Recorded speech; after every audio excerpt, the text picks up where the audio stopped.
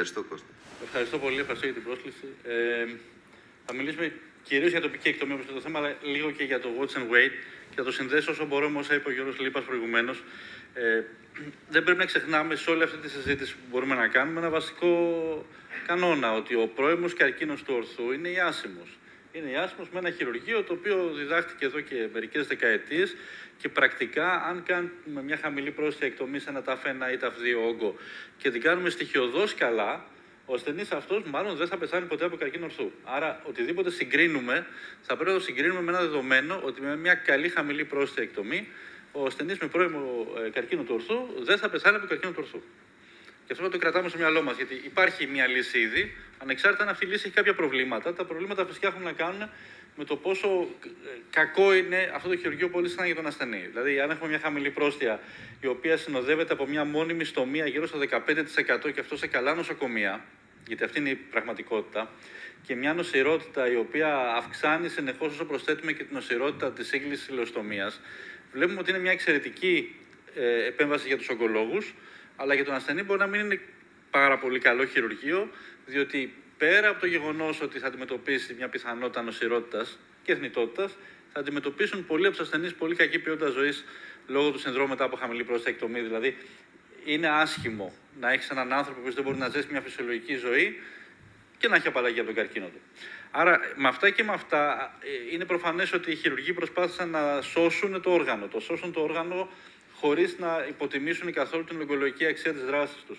Οπότε προκύπτει τοπική εκτομή. Και η τοπική εκτομή μπορεί να γίνει σε δύο βασικές περιπτώσεις. Η μία είναι ο αληθής πρώιμος καρκίνος ορθού, όπου εδώ πέρα μην μπλεκόμαστε με το γενικό ορισμό του Early που έχει η ΕΣΜΟ, η οποία το θέτει πάρα πολύ καλά, που φτάνει μέχρι το TAF3α, αλλά πρακτικά ας μιλήσουμε για TAF1 μέχρι TAF2, αλλά και τον υποσταδιοποιημένο καρκίνο ορθού, δηλαδή τον καρκίνο ορθού ο οποίος ξεκίνησε με ένα στάδιο από την μαγνητική τομογραφία TAF3 ή οτιδήποτε, ή TAF2, και με την νεοεπικουρική χημειοάκτινο θεραπεία εμφανίζεται πολύ μειωμένος ή εξαφανισμένος. Και στις δύο αυτές τις περιπτώσεις, λοιπόν, η τοπική εκτομή ενσωματώνεται σε μια στρατηγική όπου διεκδικούμε τη θεραπεία του καρκίνου, αλλά και τη διατήρηση του οργάνου. Και ως όργανο αναφερόμαστε τώρα στο ορθό για την ποιότητα ζωής και φυσικά και στους φυκτήρες για να μην έχουμε στομία.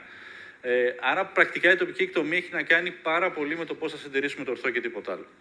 Η ΕΣΜΟ, την οποία την προτιμώ, και άλλοι φαντάζομαι πολύ περισσότερες οδηγίες από το NCCN, δίνει τη δυνατότητα για τοπική εκτομή σε αυτές τις περιπτώσεις. Δηλαδή να έχουμε έναν πρώιμο TAF1, καλής διαφοροποίησης και σε καμία περίπτωση να μην έχει λεμφαγγειακή αγκιακή διήθηση στην πρώτη ιστολογική. Και εδώ αρχίζουν τα προβλήματα, γιατί αυτοί είναι ασθενείς υψηλού ρίσκου. Αρχίζουν τα προβλήματα γιατί συμβαίνουν όλα αυτά. Ο λόγος που συμβαίνουν όλα αυτά είναι ότι η πιθανότητα λεμφαδενικής νόσου δεν είναι 0 στο TAF1, μπορεί να φτάσει και το 9-10%, και όσο αυξάνονται οι παράγοντες κινδύνου, κυρίως η λεμφαγγειακή διήθηση, αλλά και η αγκιακή διήθηση των μικρών αγκίων, το ποσοστό αυτό μπορεί να φτάσει στο 40%. Κατά συνέπεια, είναι πάρα πολύ σημαντικό να ξέρουμε για ποιο καρκίνο μιλάμε. Και επειδή δεν ξέρουμε συνήθως για τι καρκίνο μιλάμε όταν φτάνουμε στο χειρουργείο, τι πρέπει οπωσδήποτε να κάνουμε? Θα κάνουμε πλήρη σταδιοποίηση, η οποία πλήρη σταδιοποίηση φυσικά ξεκινάει και τελειώνει με τη μαγνητική, αλλά προσωπικά θα ήθελα να έχω τα πάντα. Να έχω και ενδοσκοπικό περιχωράφημα για το πολύ χαμηλό, και αν σκέφτομαι ότι μπορεί να κάνω τοπική εκτομή, νομίζω δεν μπορείς να την κάνεις χωρίς και ενδοσκοπικό περιχωράφημα. Φυσικά κλινική εκτίμηση, γιατί έχει να κάνει με το που είναι αυτός ο όγκος. Και φτάνουμε στη βιοψία. Η βιοψία με την οποία συνήθως πάμε χειρουργείο δεν επαρκεί αν έχουμε άγριες διαθέσεις να κάνουμε καινούργια πράγματα. Δηλαδή, αν θέλουμε να κάνουμε τοπική εκτομή ή να σκεφτούμε total neoadjuvant θεραπεία ή να σκεφτούμε αναμονή και παρακολούθηση κτλ. Γιατί παίρνουμε μια βιοψία που λέει αδενοκαρκίνωμα ορθού μέσης διαφοροποίησης. Αυτό λέει, δεν λέει κάτι άλλο. Και με αυτή την πληροφορία μόνο δεν φτάνει. Ένας βασικός λόγος που δεν φτάνει είναι αυτό που είπε προηγουμένως και ο Γιώργος Λίπας, ότι τα νεότερα δεδομένα, ας πάρουμε αυτή την κατηγορία, όσοι είναι MSI high ασθενείς, και η μελέτη του Diaz που έδειξε από το New England, αλλά και η μελέτη της Τσαλάμπη, δείχνουν μια εκπληκτική ανταπόκριση σε αυτή τη μικρή ομάδα ασθενών. Είναι 1 στους 10, αλλά είναι 1 στους 10. Άρα θα το πετύχουμε κι εμείς κάπου. Αυτόν τον ασθενή πρακτικά δεν μπορούμε να συζητάμε αυτή τη στιγμή ούτε για neoadjuvant χημειοάκτινο, ούτε για κατευθείαν χειρουργείο, μάλλον μιλάνε για νοσοθεραπεία. Άρα πρέπει εμείς να έχουμε την πληροφορία πριν πάρουμε την απόφαση και πρέπει να ξαναστείλουμε το παρασκεύασμα τη βιοψία της κολονοσκόπησης πίσω στο εργαστήριο για νοσοστοχημία. Κοστίζει κάτι παραπάνω, αλλά πρέπει να γίνει. Ποιες είναι οι επιλογές, λοιπόν, αφού πάρουμε όλη την πληροφορία ή όση πληροφορία μπορούμε να μαζέψουμε? Και ας πούμε ότι κάναμε ένα χειρουργείο, τοπική εκτομία αποφασίσαμε, διότι είχε όλους τους καλούς παράγοντες, αλλά μετά χρειάζεται για χύψη λόγους να παρέμβουμε με μια χαμηλή πρόσθετη εκτομή. Ποιοι είναι οι λόγοι καταρχήν, γιατί μπορεί να είναι λάθος η επιλογή μας? Τα συνηθέστερα σενάρια είναι να έχουμε είτε θετικό όριο, είτε τελικά να μην έχουμε διαγνώσει καλά πριν και να έχει κριτήρια υψηλού ρίσκου αυτός ο ασθενής, δηλαδή να έχει λιμφαγγειακή διεύθυνση κτλ. Σε αυτές τις περιπτώσεις θα πρέπει να ξαναμπούμε γρήγορα να χειρουργήσουμε. Είναι η βασική τακτική. Χάνουμε κάτι με αυτό? Δηλαδή, αν εμείς έχουμε πάρει λάθος απόφαση ή κάναμε μια κακή τοπική εκτομή, θα υποφέρει ο ασθενής? Φαίνεται από τις παλιότερες τουλάχιστον μελέτες ότι αν μπούμε κατευθείαν σε 3 εβδομάδες με μια χαμηλή πρόσθετη εκτομή, ας αφήσουμε την ποιότητα ζωής, ας αφήσουμε την πιθανότητα επιπλοκών, η συνολική επιβίωση του ανθρώπου δεν θα διαταραχθεί σημαντικά. Δηλαδή, υπάρχει παρακολούθηση δεκαετής, 15ετής, όπου είναι πάρα πολύ καλά τα στοιχεία. Άρα, μπορούμε να διασώσουμε το ογκολογικό κομμάτι από μια κακή τοπική εκτομή και αυτό μας δίνει το δικαίωμα να προχωρήσουμε λίγο περισσότερο. Το θέμα είναι πώς μπορούμε να το βελτιώσουμε ακόμη πιο πολύ. Οι πρώτες προσπάθειες έχουν να κάνουν με μια βασική λογική, είναι ότι αν κάνουμε μια τοπική εκτομή, να κάνουμε μετά χημειοάκτινο.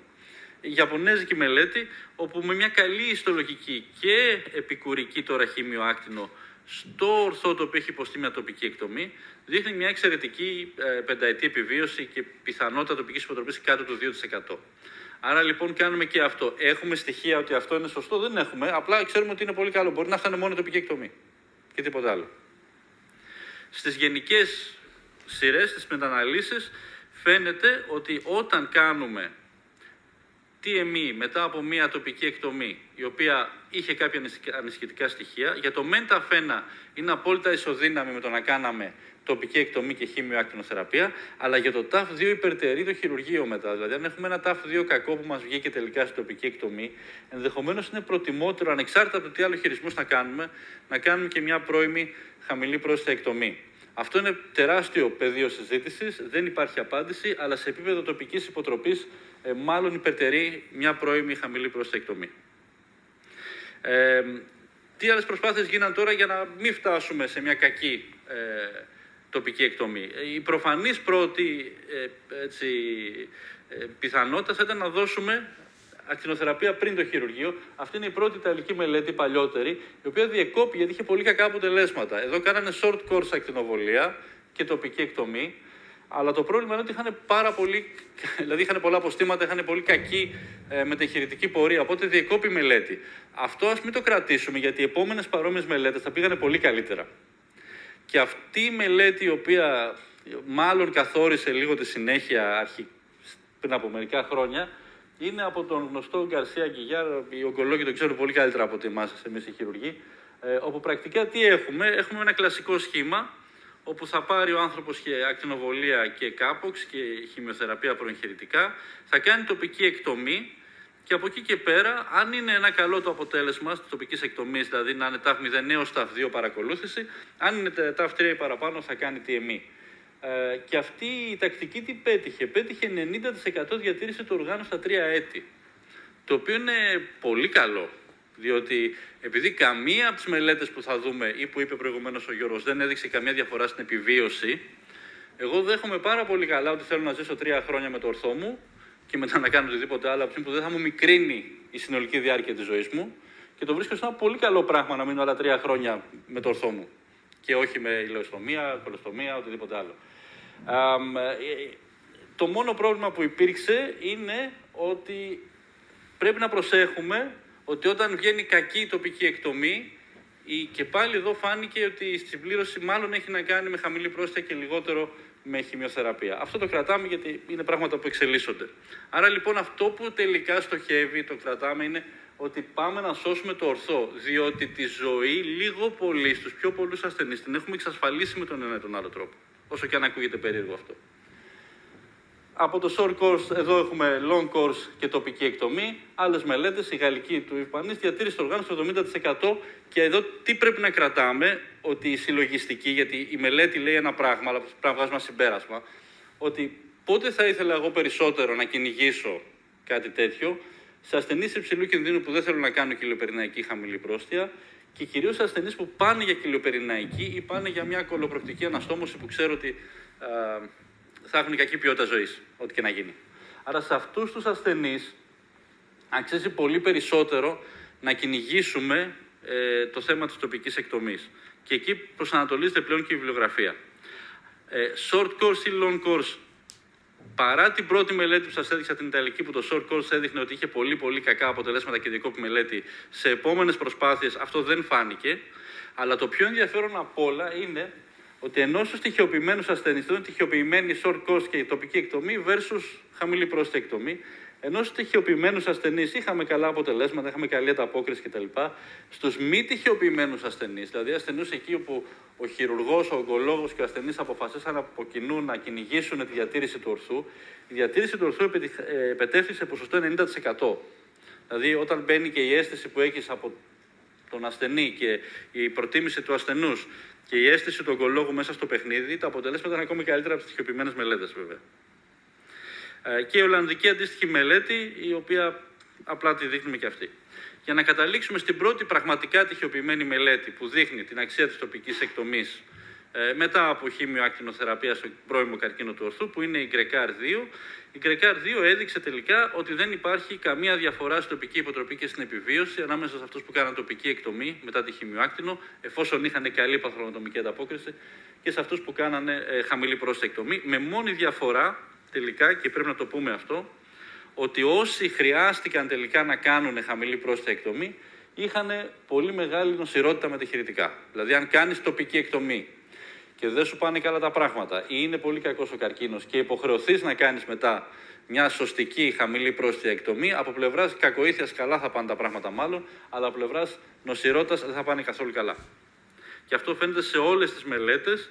Δείτε εδώ με οι μπλε γραμμές είναι η νοσηρότητα μετεγχειρητική πρώιμη και απότερη μετά από τοπική εκτομή, μετά από TME και μετά από TME, completion TME, δηλαδή TME που απαιτήθηκε να γίνει επειδή ήταν κακή η τοπική εκτομή. Άρα λοιπόν, αν φτάσουμε να χρειαστεί υποχρεωτικά να κάνουμε την χαμηλή πρόσθετη εκτομή, τότε εκεί η νοσηρότητα χειροτερεύει. Ας μην μιλήσουμε γι' αυτό, για να πούμε δύο πράγματα περισσότερα για το watch and wait ενδεχομένως πριν λήξει ο χρόνος. Το άλλο πράγμα που προκύπτει είναι ότι κάποιες φορές, ενώ μπορεί από το πρωτόκολλο να πρέπει να κάνεις τοπική εκτομή, πάρα πολλοί ασθενείς αποφεύγουν την τοπική εκτομή γιατί δεν χρειάζεται, γιατί δεν υπάρχει νόσος. Είναι ασθενείς που έχουν πλήρη παθογνωμική ανταπόκριση. Άρα λοιπόν, όταν έχεις την πλήρη παθογνωμική ανταπόκριση και δεν είναι το θέμα της ομιλίας, αλλά θα πρέπει να το βάλουμε λίγο μέσα, δεν σημαίνει ότι επειδή έχεις σχεδιάσει ότι θα κάνεις τοπική εκτομή θα την κάνεις. Δηλαδή, αν στην επανασταδιοποίηση του ασθενούς δεις ότι στη μαγνητική, στην ορθοσκόπηση, στην κλινική εξέταση δεν υπάρχει νόσος ή υπάρχει και ελάχιστη νόσος ακόμη, και θα το κρατάμε αυτό για μετά, το να κάνεις τοπική εκτομή δεν είναι καν απαραίτητο πλέον. Ούτε χρειάζεται να πάρεις βιοψία της ουλής. Αυτό το οποίο ακουγόταν πολύ λογικό σε εμάς τους χειρουργούς, γιατί να μην πάρω μια μεγάλη βιοψία από την περιοχή που ήταν όγκος, να δω τι γίνεται.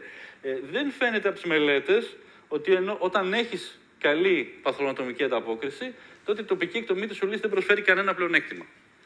Ένας λόγος που συμβαίνει αυτό είναι αυτός, ότι μετά την χημειοακτινοβολία οι όγκοι αυτοί σπάνε κυριολεκτικά. Μπορεί να μην εξαφανίζονται πλήρως, αλλά σπάνε σε μικρά νησίδια, μικρές εστίες που βρίσκονται στο τείχομα του εντέρου, λίγο πιο πάνω, λίγο πιο κάτω, ίσως και πολύ κοντά στο λίπος. Αυτά δεν θα τα πιάσεις απαραίτητα σε μια βιοψία της ουλής. Αλλά επίσης αυτό δεν σημαίνει ότι αυτά θα εξελιχθούν απαραίτητα σε καρκίνο. Διότι όπως έδειξε η μελέτη που ανέφερε πολύ καλά και ο Γιώργος προηγουμένως, η όπρα η αμερικανική, αν αφήσεις αυτό που λέγεται near complete response, δηλαδή τη σχεδόν πλήρη ανταπόκριση, λίγο καιρό ακόμη, θα πάρεις άλλο 15% πλήρους ανταπόκρισης. Άρα λοιπόν εδώ ξεκινάει ένα μεγάλο παιχνίδι, το οποίο καταλήγει σε αυτό που έδειξε στη διαφάνεια στο NCCN, ότι η Total Neoadjuvant είναι η preferred method, έτσι λέει το NCCN, δηλαδή είναι η προτιμόμενη τεχνική. Είναι η προτιμόμενη πότε? Όταν έχεις πει ότι εγώ θα κυνηγήσω να σώσω το ορθό οπωσδήποτε. Δεν είναι απαραίτητα η προτιμόμενη. Άρα πρακτικά αυτό θα έμπαινε όχι μέσα σε μια ογκολογική οδηγία, θα έμπαινε σε μια οδηγία για την ποιότητα ζωής του ασθενούς ενδεχομένως. Και καταλήγουμε στο πρόβλημα που έχουμε αυτή τη στιγμή. Το πρόβλημα είναι ότι είναι όλες αυτές οι μελέτες, οι οποίες έχουν όχι ακριβώς αντικρουόμενα αποτελέσματα, αλλά σίγουρα έχουν διαφορετικά πρωτόκολλα, οι οποίες μακραίνουν συνεχώς το μεσοδιάστημα ανάμεσα σε κάθε κίνηση και στο πότε θα επανεκτιμήσει τον ασθενή. Η όπρα φτάνει στις 35 εβδομάδες, για να καταλάβετε, και τις οποίες λυπάμαι, αλλά δεν τις ξέρουμε. Δηλαδή, ωραία, καθόμαστε και κοιτάμε τον ασθενή, κοιτάμε τη μαγνητική, κάνουμε οικολογικό συμβούλιο, 12 επιλογές. Είναι αδύνατον να μπορέσει να κινηθείς έτσι. Άρα θα πρέπει σιγά σιγά να έχουμε παραπάνω πληροφορίες για να μπορέσουμε να πάρουμε την απόφαση. Και ειδικά για την τοπική εκτομή, η βασική παραπάνω πληροφορία που πρέπει να πάρουμε είναι αυτή που μπαίνει στο σχεδιασμό της. Αυτή είναι η Star Trek μελέτη, είναι συνδυασμός της CARS, της Ολλανδικής και της Trek της Βρετανικής, την οποία είδαμε το σχεδιασμό της πρόσφατα στο Δουβλίνο, ήταν και ο κ. Ζοβάρας εκεί, θυμάμαι, ήταν και άλλοι συνάδελφοι, όπου βάζει πριν την τυχεοποίηση την προτίμηση του ασθενούς. Πρακτικά λοιπόν έχει το ασθενή στο ιατρείο μου και ξεκινά μια κουβέντα. Και η κουβέντα ποια είναι? Να κυνηγήσουμε, να σώσουμε το ορθό ή πάμε να τελειώνουμε τώρα και προχωράς τη ζωή σου? Αν ο ασθενής θέλει να κυνηγήσει το να σώσει το ορθό, τότε θα μπούμε σε όλη τη διαδικασία να συζητήσουμε ενδεχομένως και για total neoadjuvant και για αν θα κάνουμε long course και μετά τοπική εκτομή και για όλα αυτά. Αν ο ασθενής μας πει από την αρχή του, εγώ δεν έχω καμία διάθεση να κυνηγήσω τίποτα. Εγώ θέλω σε 2 εβδομάδες να έχουν τελειώσει όλα ή με την ηλεοστομία μου λίγο παραπάνω, τότε δεν θα μπούμε καν σε όλη αυτή τη διαδικασία. Είναι λοιπόν η πρώτη μελέτη η οποία βάζει την προτίμηση του ασθενούς πριν την βασική τυχεοποίηση και από τη βασική τυχεοποίηση μετά θα δούμε τι θα μας βγάλει. Γιατί, για το πρόσθετο λόγο, ότι το πώς θα παρακολουθήσουμε τους ασθενείς αυτούς δεν είναι καθόλου γνωστό. Δηλαδή, πόσο συχνά, με τι τεχνικές, πόσο επίπονο και πόσο κοστοβόρο είναι αυτό, πρέπει να το έχουμε στο μυαλό μας. Συν το γεγονός ότι πρέπει να έχουμε και πολύ καλές ενημερωμένες συνενέσεις από τους ασθενείς, διότι παίζουμε εντός εισαγωγικών με ένα καρκίνο, ο οποίος ανά πάσα στιγμή, εάν αυτός ο καρκίνος επανεμφανιστεί με μια κακή διάθεση, ο ασθενής δικαιούται να ερωτήσει και γιατί δεν είχαμε κάνει κάτι άλλο από τις 10 επιλογές που έχουμε. Συμπερασματικά, λοιπόν, η τοπική εκτομή είναι μια εξαιρετικά καλή επιλογή για αληθείς ταφένα όγκους. Με καλά αισθολογικά χαρακτηριστικά. Πρόβλημα το ότι δεν το γνωρίζουμε πάντα ποιος είναι ο ταφένα με τα καλά αισθολογικά χαρακτηριστικά. Μπορεί να είναι επαρκής και σε high risk ταφένα ή καλούς ταφ2 όγκους. Το διάστημα της εκτίμησης ανταπόκρισης της θεραπείας δεν είναι απολύτως καλά τεκμηριωμένο και ανάλογα με το πόση θεραπεία θα δώσεις, ίσως τόσο πιο πολύ χρειάζεται να περιμένεις για να δεις το αποτέλεσμα. Και μεγάλη προσοχή στον ασθενή ο οποίος δεν ανταποκρίνεται. Γιατί ο ασθενής ο οποίος δεν ανταποκρίνεται θα πει ότι έχει έναν ιστολογικό τύπο, ο οποίος δεν είναι καθόλου καλός, είναι εξαιρετικά επιθετικός, ας το πούμε έτσι με απλά λόγια. Και αυτόν τον ασθενή πρέπει να προσέξουμε πάρα πολύ, γιατί όπως θα βρούμε το MSI high και θα πάρει η Ipilimumab και η Nivolumab και θα γίνει καλά και δεν θα το χειρουργήσουμε ποτέ, θα βρούμε και τον ασθενή ο οποίος θα κάνει χημιοάκτινο και δεν θα ανταποκριθεί καθόλου. Και αυτός ο ασθενής είναι ένα μεγάλο πρόβλημα, πρέπει να παρέμβουμε αμέσως. Ευχαριστώ πολύ. Ευχαριστούμε πολύ, Κώστα. Νομίζω ότι μέσα στον χρόνο καταρχήν έδειξες πάρα πολύ καλά με δεδομένα αυτό που είπα στην αρχή, πόσο πολύ αλλάζουν τα πράγματα. Και αυτό που έχει μείνει στην ουσία αναλύωτο αυτά τα χρόνια είναι ο ρόλος της τοπικής εκτομής στους αληθείς ταφένα όγκους, που δεν είναι κιόλα δεν είναι παραπάνω από SM1, θα έλεγα εγώ. Θα μου πεις πώς μπορούμε να το δούμε αυτό. Είναι μια μεγάλη κουβέντα, αλλά ας μην την κάνουμε. Και από εκεί που είχαμε τα τους neoadjuvant χειρισμούς για να μετατρέψουμε το τοπικά προχωρημένο, να το διαχειριστούμε καλύτερα, τώρα πάμε και σε όγκους που παραδοσιακά τους χειρουργούσαμε, να τους δώσουμε και αυτούς neoadjuvant για να δούμε αν θα κάνουμε κάτι λιγότερο ή δεν θα κάνουμε τίποτα τελικά.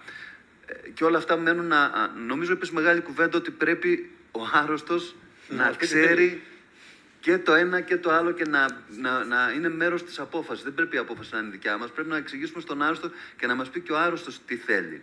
Γιατί όντως παλιά είχε μία επιλογή, τώρα έχει πολλές επιλογές. Αλλά πρέπει να ξέρει τουλάχιστον αυτά που ξέρουμε κι εμείς. Εγώ ήθελα να κάνω μια πολύ στοχευμένη ερώτηση για το TAV2, που είναι πραγματικά αυτό που μας... Εσύ προσωπικά και με βάση τα βιβλιογραφικά δεδομένα θα συμπεριφερόσουν το ίδιο σε ένα TAV2 μέσου τριτημορίου, όπου παραδοσιακά παλιότερα κάναμε χαμηλή πρόσθετη εκτομή, αλλά όχι τόσο χαμηλή που να περιμένουμε ένα τραγικό large, από ένα TAV2 κάτω τετριμορίου, όπου η εναλλακτική μας θα ήταν μια διασφυκτηριακή, στην καλύτερη περίπτωση, ή ακόμα χειρότερα μια Όπως το είπατε κοιλιοπερναϊκή. πολύ σωστά προηγουμένως, εγώ αισθάνομαι ότι όλη η κουβέντα για το ορθό αφορά πλέον το κάτω τριτημόριο ή μεγάλους όγκους του μέσου τριτημόριου.